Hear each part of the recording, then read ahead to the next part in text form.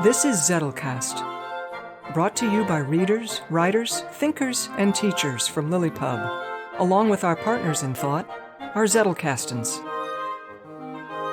In this show, we share discoveries that our Zettelcastans have shown us. There you go. And compare notes on how we're using this marvelous invention in our creative work. Thank you for joining us. All right, Brooke, let's do it again. All right. Episode 69, Subliminal Signals. Hello and welcome to episode 69 of the Zettelcast. And this episode is all about subliminal signals that the characters of our book that we're writing together, which we're, the working title is Roanoke, are starting to kind of sense. And so when I posed this challenge over the weekend, I used the example of a Lucasa, which is a handheld memory device, so the device, as you can read about it in Lynn Kelly's books, either the Memory Code or Memory Craft, is like a hunk of wood or a big stone or whatever, something that you hold in your hand, and then it's got stones and shells and whatever placed on it, and it's as though each of those little stones and shells is a station in what could be a vast memory palace. And so what I had posed as an example of a subliminal signal is, well, maybe if you look at those stones and shells, there's something that's kind of, and you compare that with what's supposed to be memorized there might be something kind of funny about it. Like it's a badly drawn cartoon character or something, right? And then it's like, well, if that's there, is there a subliminal signal that's being transmitted through that? So that was just an example. And we're all going to learn together what each of us has done, because we all just kind of, once we realized, okay, we understand the challenge, we went, and we've come back here today for this. But before we get started on that, this has all taken place on LiLLiPub. This podcast is from LiLLiPub's channel. And LiLLiPub is really starting to have lots of very interesting activities in addition to this Roanoke activity that we're doing, and subscribers to the Roanoke project can follow along. So Kathleen, do you want to give us a sense of what's going on in LiLLiPub these days? Oh, I'd be delighted to do that. Again, really quickly, this is lillipub.org. You'll see it again at the end. But we're a member-owned organization, or at least very, very, very close to becoming an independent entity that will be a member-owned organization. Our dues are only $8 a month. Bear that in mind. At the moment, it could increase. But if you whatever rate you join at, that's your rate for life. So, advertisement out of the way. We've got some wonderful activities going on in LiLLiPub. Victoria led us in a challenge in November to gather experiences. What did you hear in a dialogue? What did you see people do? Just to kind of get our eyes moving out into the world for things that we can capture that maybe we might be able to use later on in a story. And we captured those things onto file cards because we're all Zettelcastan type people. Well, in January, I picked up with one for learning the character traits. There's 28 of them, and that's kind of a lot to learn, but there's 31 days in January, so if we just take a character trait a day, we can get a good grasp of them. And we put into LiLLiPub a chart of all of the character traits with a little definition of each, so that you've got a checklist that you can follow to come join along in LiLLiPub. It's a great, great thing to do. It's fun. We share. We're getting to know each other because we're telling little stories of our lives. Also, we have fusion writing. Now, Victoria Crowder, who is out today, but she's very excitedly training her replacement at work so that she can be a full-time author. How exciting is that? And her book is so close to coming out. She leads us in a group called Fusion Writing. Every Saturday we get together, we can post our writing and we share and we get help comment each other's writing and really help elevate everybody's style of writing. LiLLiPub is all about bringing our people along, readers, writers, authors. We're a member-focused organization. We exist for the good of our members. Now, where does that come about? That you just don't see that anywhere. So do come and join us in lillipub.org. You'll be glad you did. Thank you. I'm certainly glad I did. Me too. Me too. Okay, thank you, Kathleen. So, subliminal signals. Who'd like to kick us off? Let me do it because I may have to dart off early. Okay, so Okay. this is called the Lydian hum, and it's called it starts off with the humming. So Dr. Sarah Chen had crossed half a galaxy to add one more language to the linguistic Lucasa's collection. 7,000 Earth tongues lived in the handheld device, its beads and shells and ribbons holding the grammar of humanity like a physical memory palace. Sarah knew them all, or at least half of them, which was more than enough to make her Xenolinguistic Institute's obvious choice for Lydia. She lived in Guangdangzai, which means gratitude constantly present, a state as natural to her as breathing. She would do this work for free. That they paid her extraordinarily well only deepened her thanksgiving, which was poured back into tongues, the language school for Queen's kids who burned with the same passion she carried since childhood. But Lydia wasn't Queen's, and Lydia wasn't Earth. The Lydians existed in shared mind states, ye for public thought, thou for private communion. They moved through language the way Earth humans move through air, collectively, simultaneously, breathing meaning into one another. When the first Lydian touched Sarah's Lucasa, something unprecedented happened. The Lydian hummed, not one pitch, but many, braided together in polyphonic resonance. The Lucasa's beads began to vibrate. The shells sang. The device, which had served humanity for 400 years, since scientists first expanded the ancient Mbudye memory board into a universal language tool, responded to something it had never been asked to do. The Lydians used multiple Lucasas at once, weaving tapestries of stories and history and grammar through their shared consciousness. They rarely touched the devices individually. To them, Sarah's habitually singularity mindset, that is one person, one mind, one voice, was the strange thing. Sarah documented everything with meticulous care, her training holding steady even as her worldview fractured. The Lucasa had always possessed this capacity. Generations of linguists, brilliant minds, including her own, had simply never discovered it because they had never needed to ask. They assumed the tool's limits matched their own understanding. The realization struck her at a cellular level.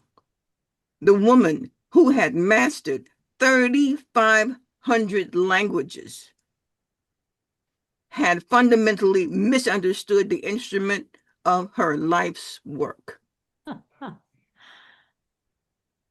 The migraine started that first week, her body rejecting what her grateful mind tried to accept. She had to seek off-world treatments just to continue. But her Goyang Changzai held. Even blindsided, even humbled to her core, even with her skull splitting with paradigm stress, Sarah recognized the extraordinary gift to witness the moment when human bias revealed itself, when an ancient African memory technology showed itself more sophisticated than its colonial adapters had ever imagined, when language itself proved bigger than singularity could comprehend. She was grateful, shocked, aching, fundamentally wrong about everything, and grateful beyond measure to be exactly here, exactly now, learning to hear what the Lydians had been saying all along. The Lukasa had been listening. Humanity just hadn't known how to ask. Ooh. Gold star.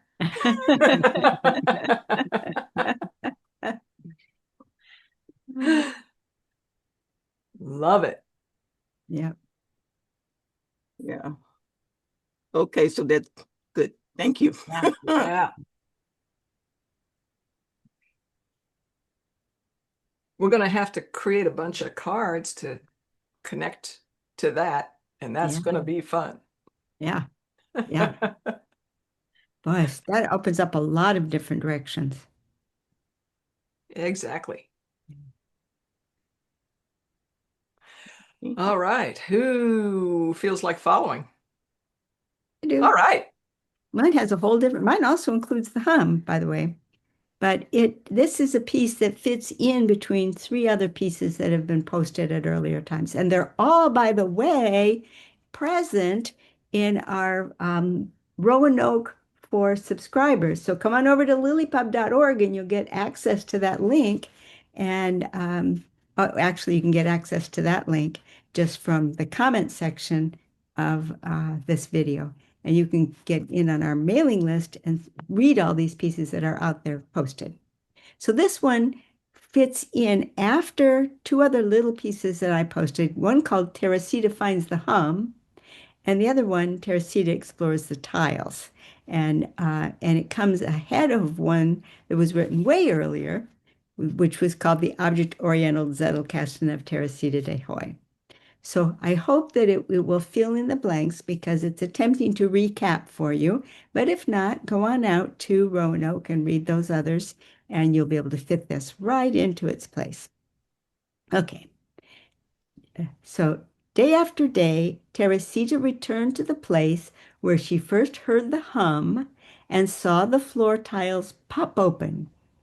The tiles were hexagonal, like a honeycomb, and so there was no way to map them in the usual sense. By now, dozens of the floor tiles had popped open at one time or another. Each held a charming little object. After enjoying the object, Teresita was careful to place it back where it came from. The doll was still her favorite. She was entranced to find it under the floor tile. The doll was one just like she had in her Zettelkasten, the toy Zettelkasten she had been given to play with while the researchers worked out the meaning of the real Zettelkastens. She was hoping to match another object from her box and had not been disappointed.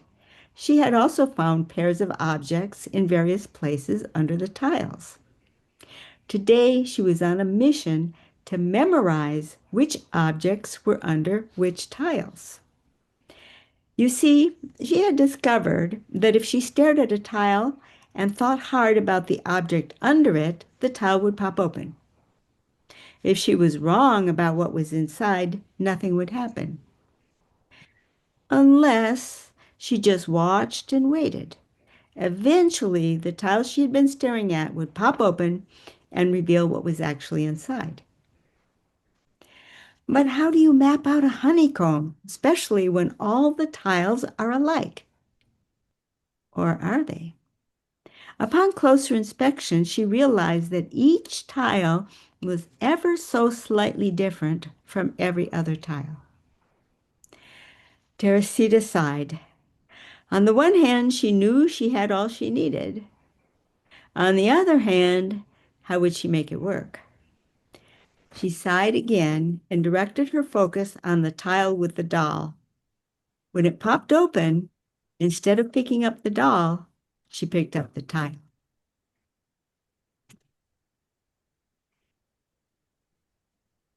That's beautiful. It's beautiful. Um, and this feels like the first time, at least I'm hearing Teresita being smart. Yeah, yeah, yeah. But the tile floor trained her to be smart. Yeah. It taught her. It opened up for her those abilities that had been dormant. Yeah. Mm. So that's the example of I like Helen Yeah. being met where you are. So Mm. you said a couple times you can't map a honeycomb. Is that a mathematical fact? Oh, no, no. In fact, I almost wrote a section on it because if you go down, she discovers that if you look just vertically down the road parallel to the length of the aisle, it's a perfect line. It's just that the next line is offset. Okay. And then if you go the other way out into the room, there's rows too, but they zigzag. So, but she didn't. All she could do at the moment, and I didn't expand on it, was she could see flowers.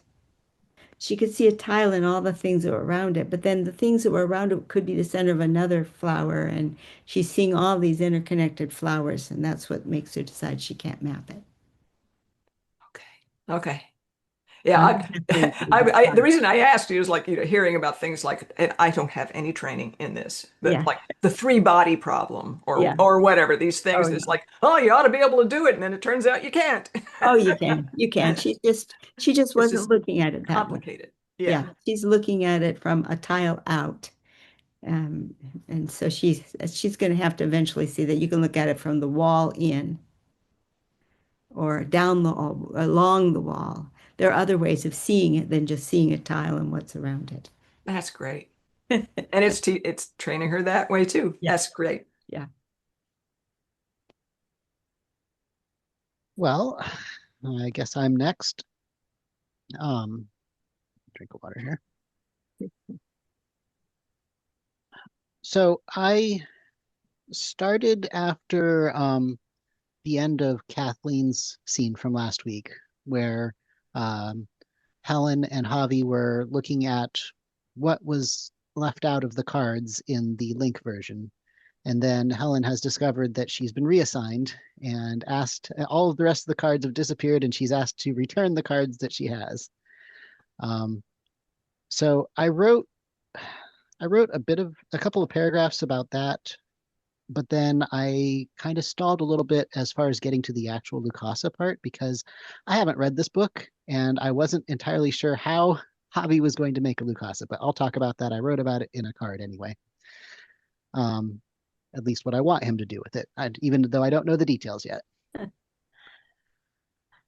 Javi's mind raced as Helen told him the bad news at lunch. She had been reassigned, and all of the cards except the ones they had been analyzing had been removed to some other location. They want me to turn those in, too, she finished. The seed of suspicion that had been planted when he first noticed that the Link versions of the cards were changed now sprouted and grew rapidly. There was something in the cards that the Link wanted to hide. Briefly, his enjoyment of Helen's company warred with his instinct for secrecy. Secrecy won. The only way to continue his search for the truth was to stay off the Link. Helen had a family and a life outside the henge. Even if she agreed to avoid the link, that by itself would be evidence that she was hiding something. So he forced himself to smile and say, I guess we've gone as far as we can. Once lunch was over and Helen left, Javi got to work. If there was one thing in the vast basements that the link wanted to keep hidden, then maybe there were more. Nobody knew the sub-basements as well as he did, but even he had never fully explored them. Now he was going to. And so he's going to make a physical representation of his explorations as a memory link, memory prompting device, but also as a form of secrecy. Because if he simply wrote down in his notebook, all of the rooms that he explores and what's in them, then that could be found, that could be taken. But as long as he stays off the link, nobody would have any way of knowing what his little physical device actually means. So I'm imagining him creating a Lucasa-like object to map all of his rooms and what he finds in them. And I expect that as he does that, he will discover that there might be more to it than he's seeing. And I can't say anything more without spoilers, so we'll leave it there. Yeah, I mean that's so great. That's so great. And now we're learning more about Javi. Yeah. And oh, you had me. I'm down there in the sub basement with him already. And Helen is freed up. She takes everything at face value. And so, well, we've gone as far as we can go. Okay, well, that's fine. And she doesn't even need to mention it to Freddie because Freddie's never all that interested in her little projects anyway. And he said she could handle it beautifully. So she's on to moving. She's ready to move on to other things. Yeah, which is kind of her pattern. Yeah. Yeah. Lovely. Wow, nothing nags her, huh? See, Javi made the right choice. Yeah. You guys have all the deep characters. I have two characters that are very present moment and very, take the world as they see it in the moment. Which It's a is, contrast. We have to have yeah. contrast. Well, yeah. Well, it obviously has these benefits, right? She can let something go. Yeah. Yep. Super. All right. So the story that I'm going to read, it's about 10,000 words into a long scene that opens my part of the novel.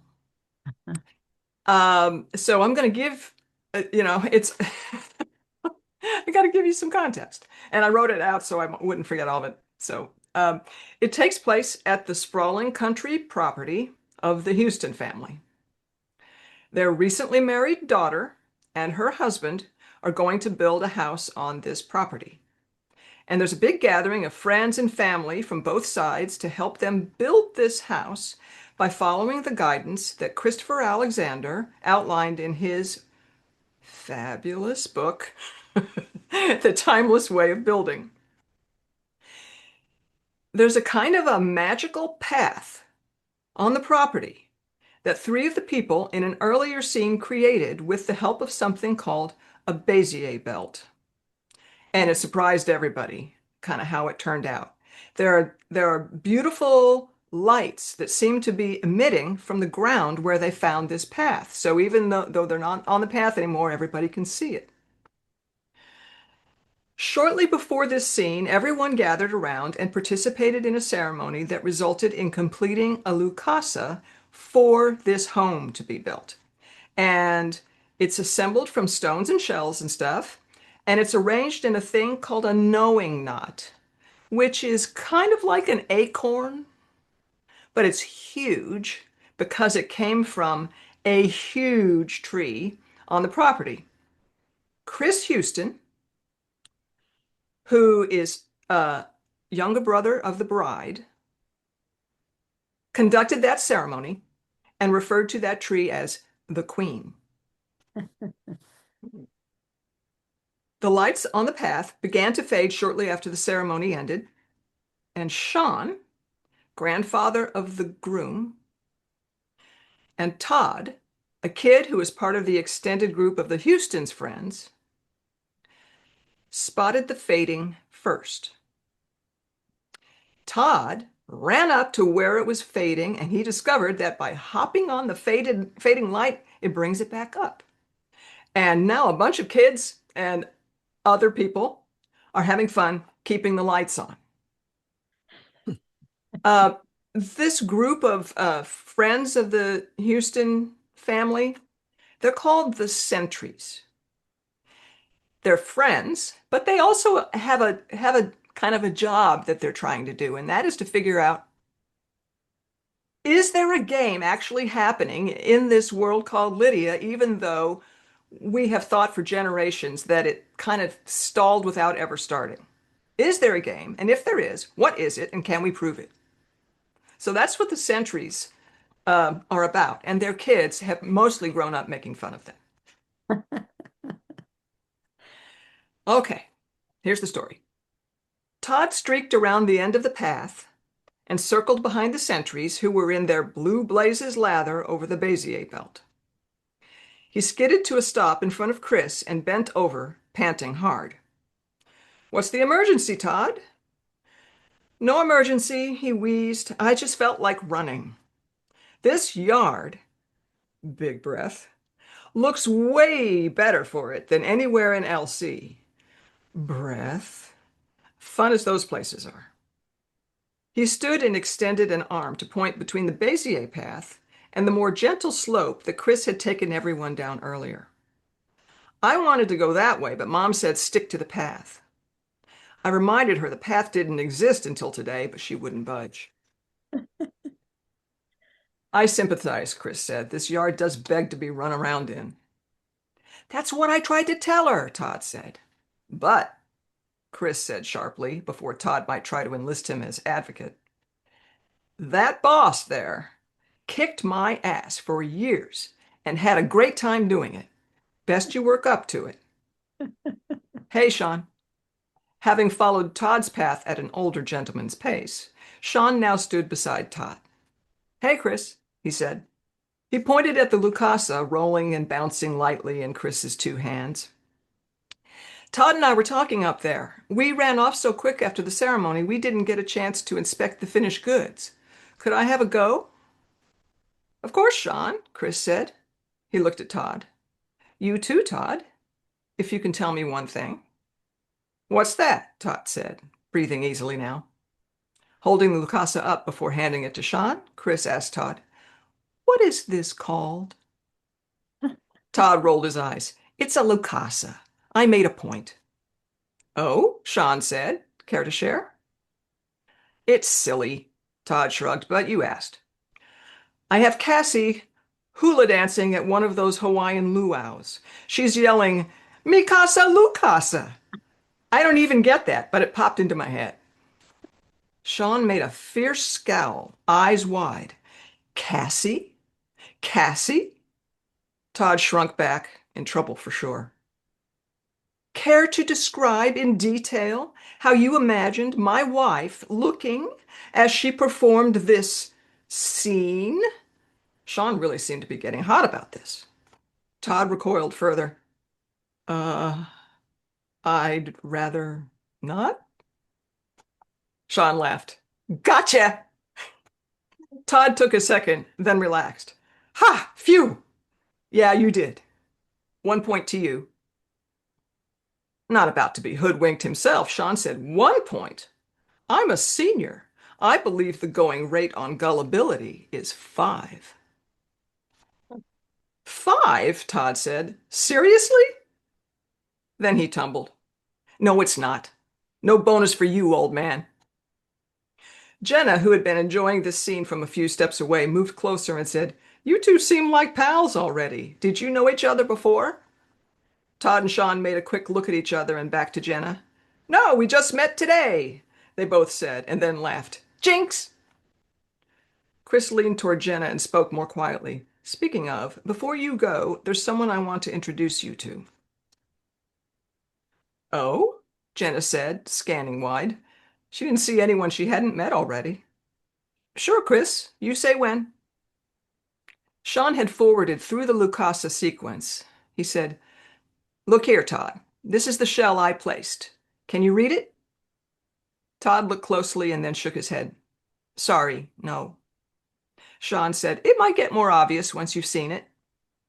As he said the phrase he had placed there, he traced a path around and over the shell with his index finger, pausing and repeating at various ridges and whorls and pits and spots to emphasize the images. Another word we often use to talk about the quality without a name is whole.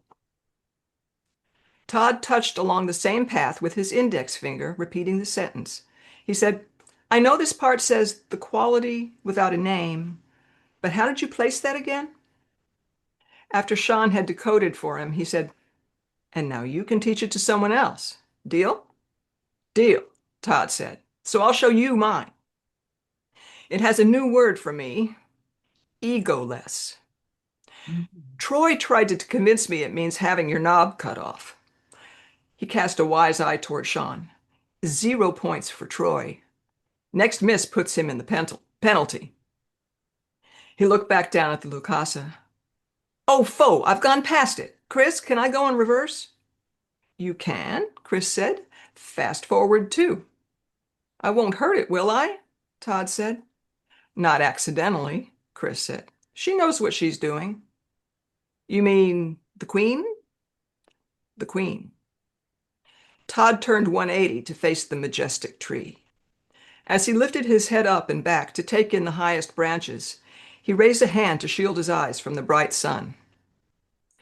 He closed his eyes, lowered his hand, and bowed deeply from the waist. Chris, Flo called, eyes riveted on the path. Will these lights go out when we don't have children hopping all over them? From the Lucasa in Todd's hand, a mighty rip filled the air. Legend, he shouted, laughing. Toddy, careful! Brenda and Howie shouted at him from opposite ends of the yard. Chris gave 2 big thumbs up. All fine, folks, he laughed. It loves making noise. Margie said, That wasn't noise, Chris. That was percussion. Imagine that in a symphony, Dylan added. Right? Margie said. Chris, Flo said. Sorry, Ma.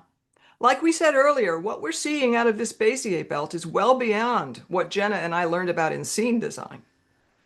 Flo said, Fair enough, lad. Well, if we want to preserve this path, Monty added his voice, and we do. Flo continued, Right, I, for one, will never find it again. We need to mark it.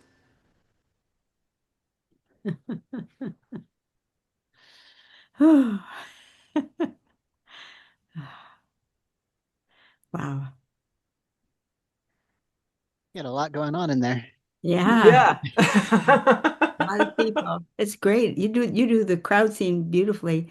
And it's so natural too, because he was just getting into, the La Casa and the tree, the queen, and somebody calls from not involved in their conversation. That's what always happens. Yeah. And then suddenly the whole thing takes a different twist.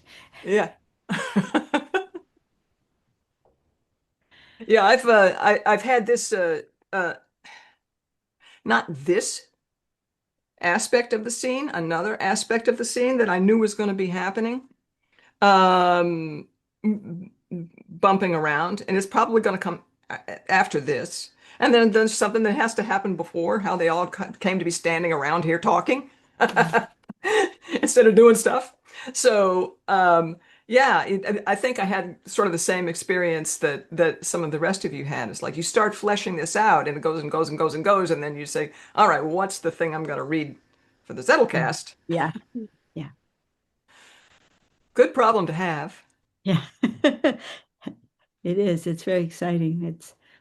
I get we've been enjoying this expansive phase, and I get the feeling that we're starting to wrap in a little bit. The thing is Mm-hmm. starting to come together a little more, and take the shape of a more concrete story, but it will never be a story that's just like, here's the storyline, this and this and this and this. That's not the way this book is ever going to be. Yeah, it's like a honeycomb. Yeah. Or a design of honeycombs. Yeah. Yes. Yeah.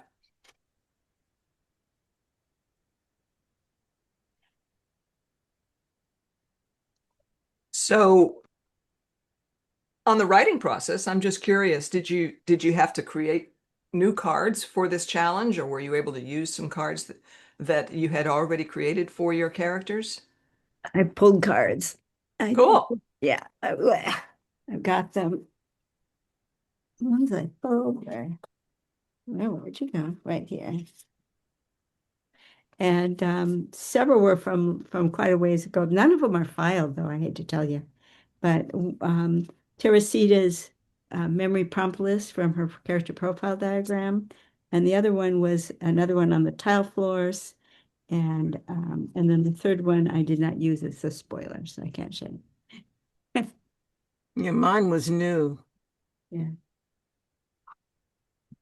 Because, well, I had started writing this scene, well, even beginning with Teresita's uh, Zettelcast and with the two dolls, that when she, the more mastery she gets, she realizes these little objects are actually the control structure. She's sitting on top of the council, shall we say? And her little toy box Zettelcast is the master drawer operator. It's a mechanical thing. It's not the brains, but it's the mechanics of. Awesome. Yeah, I mean, I'm just having fun. Just release all the earthly constraints and see what we get. Yeah. Oh, I love the lights in the path and the kids having to jump up and down on them to keep the path light. What a good way to keep kids occupied. Yeah, I mean, it occurred to me that well, they're doing this, and this isn't going to be a spoiler. What's going to happen next is all the strong men that are around are going to go to a place on the Houston property that is well known by its owners for having a lot of stones in it. It's been frustrating to grow stuff there, but if you like growing stones, we got them. And so uh, the strong men are going to go get those stones so that they can bring them back and mark the path with them. Oh. So we got a bunch of fatigued people in the making. Yeah. Some of the other people, the mothers and sisters and so on, might not necessarily be as exhausted, and they're going to be involved in some of the actual, reason that everybody came here, which is to start plotting out what this house is going to be like. They're going to start with that. Yeah. Very good. Very good. Is the Bezier belt going to help any with the weight of the stones? It's going to help find them. Okay. It might help. It might. I think it will. It will help find them, and it will help unearth them a little. Because what had previously been happening is you're using your shovels and whatever, and you hit it. Yeah. Which is rude. Oh. Oh my.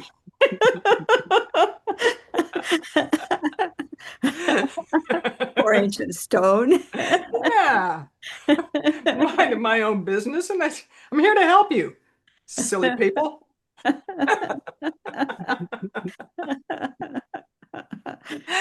of the thing that always comes in my head when I think about stones in an agricultural setting. Yeah. My grandfather talked about a trip that he and my grandmother took to Sweden. She was the first child of Swedish immigrants Mhm. And she was born in the United States, but she was the first child from them, and they had come as young people from Sweden, and so they went back to the homeland, and there were very, very high fences of stones Wow. all around everywhere. And Uh-huh. my grandfather described the feeling of heartbreak that he had on their behalf because he was thinking, this is terrible land to try to grow food in. Yeah. Yeah. I wouldn't have put that together at all. So it was one of these things that was like, thank you, Grandpa. Yeah. Look at all the work that they, build a fence with them. Sure, it's better than trucking them further away. Yeah. Yeah. But Interesting. every winter more come up. Ah, tell me more. I'm not from that area where more come up in the winter. Well, I don't know if necessarily this happens in Sweden. I would assume that it would, but as the ground freezes, then the water freezes, of course, as well, and water expands when it freezes, and that shoves things up usually. Mhm. That's why foundations have to be dug below the frost line. Otherwise, your whole Oh, house will get shoved oh, out of whack. oh, So, you know, you could clear all of the stones that for 6 inches or whatever, and but then, you know, new ones will come up with the frost heave. wow. Okay, in Oregon here, we don't have much of a frost line. We Yeah. do have a week or two in the year when we get below freezing. Yeah.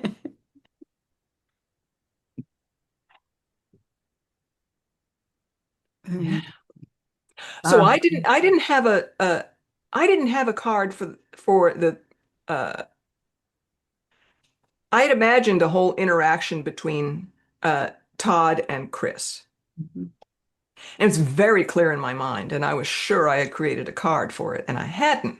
I mhm. spent much longer looking for the card and looking for the notes maybe that I had taken that never made it into a card. I probably spent an hour doing that. I could have just made the card again, which I did. But yeah, one of the one of the cards that I made a long time ago has to do with this in this scene, the whole long scene in the buildup. I want to show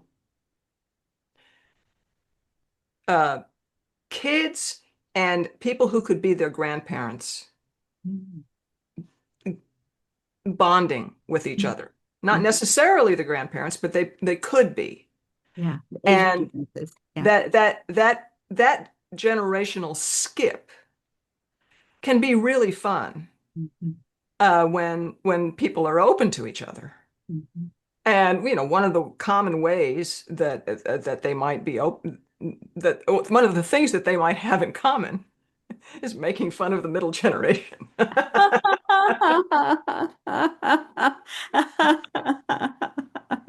Oh, there you go. Bonding. Yeah, just an incidental thing. Uh-huh. Very cute. Yeah, mine didn't come from a card. It just kept thinking about the Lucasa and the whole idea of the Lucasa being more than I don't want to use the word just a memory palace because there's no just to that. It's the vast, but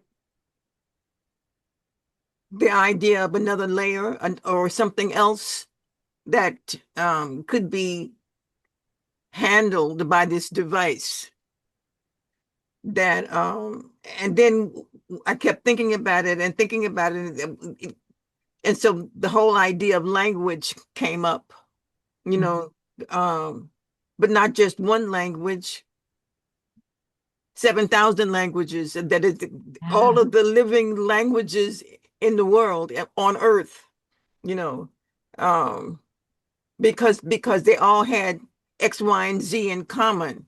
And it's like like a light, like a light.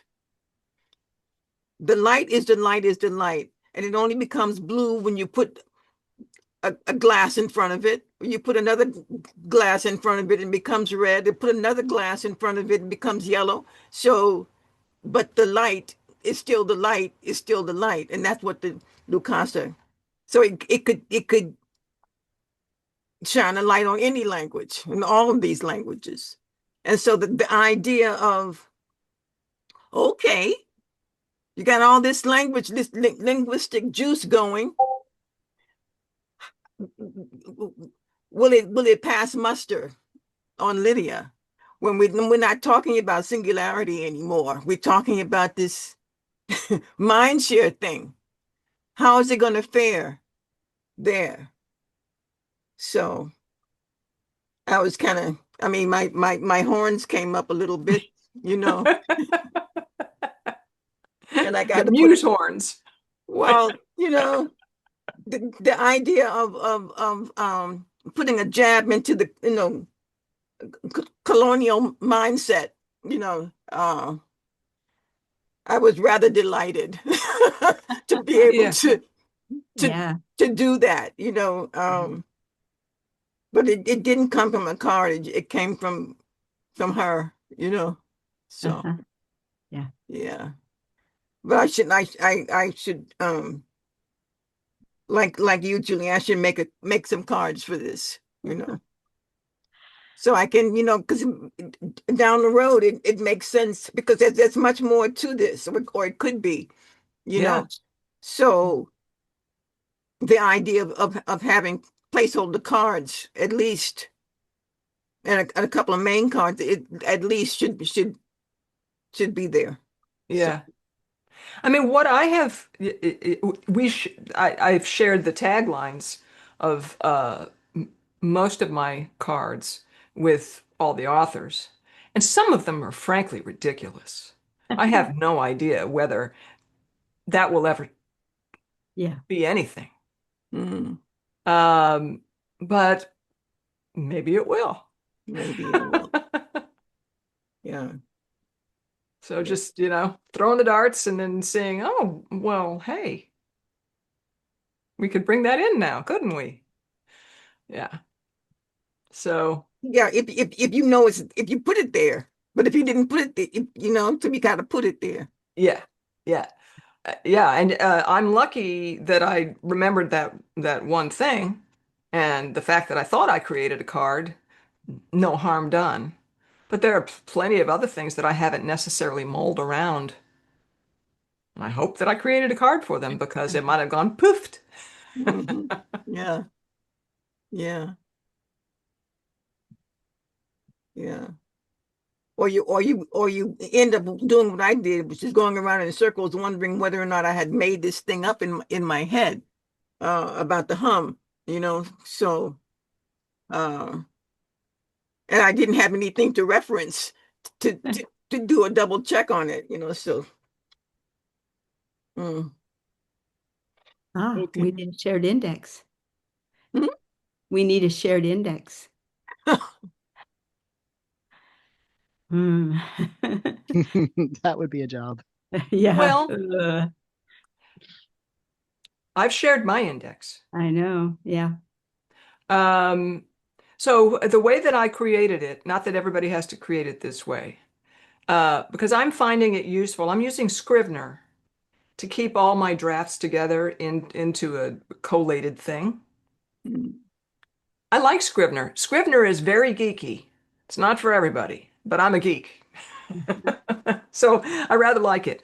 And it has the ability to link to references to research that you have as URLs or files on your Uh-huh. system. So every time I create a card for Roanoke, I scan it, I insert it into Scrivener as a link, and then I go in and I put the tagline of the card as the synopsis for Mhm. that thing, which is that's a kind of a dedicated piece of metadata. You've got a title and a synopsis. So my title in Scrivener for these cards is the address. and it's Okay. got JS in front of it so that I can Yeah. uh, distinguish from your own. Yeah. And then I put in the synopsis, and I've got it arranged two ways. It's filed in an order according to the addresses. And then I've also just kind of decided where in the plot it goes. And for that, I'm following um, kind of the plot dot system Yeah. that Kathleen, you discuss in your newsletter. Uh-huh. And it's Derek Murphy's Yeah. plot dot system. You can get information about the plot dot system for free. Yeah. He wrote about it on his site, but the way we're using it, and we learned, I don't know, I learned about it from From Victoria. Victoria. Yeah, I Yeah, did too, from yeah. Victoria. It's just sort of useful to have common, act one, act two, act three, blah, blah, blah, and the sorts of things that happen in a typical story. Yeah. Not that this is a typical story, but it at least gives me some sort of structure. Yeah. Yeah. And then I do the outline. From Scrivener, I can export